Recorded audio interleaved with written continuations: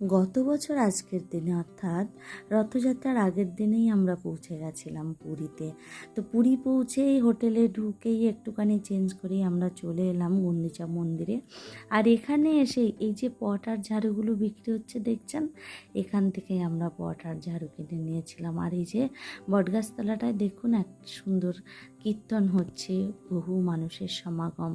পাশে একটা ছোট্ট পুকুর আছে, তো ওই পুকুর থেকেই নাকি জলটা আনতে হয়। তো মা নিয়ে আসলো জল, এনে মা একটু ধুয়ে দিল। প্রথমে এই যে মন্দিরের গেটটাতে জল দিল, জল দিয়ে তারপরে ওখান থেকে জলটাকে ঝাড়ু দিয়ে দিয়ে পরিষ্কার করে নিয়ে গেল। ওখানে একটু প্রণাম করলো। তা প্রথমে মা, তারপরে আমি, এখন বোন করলো, তারপরে বাবু দুটো গামছা নিয়ে এসছে শুধুমাত্র। বাবু অতটা বুঝে উঠতে পারেনি যে এটা এরকম হবে। তো এই রিচুয়ালটা করে আমার ভীষণ ভালো লাগলো। আর আপনাদের কেমন লাগলো অবশ্যই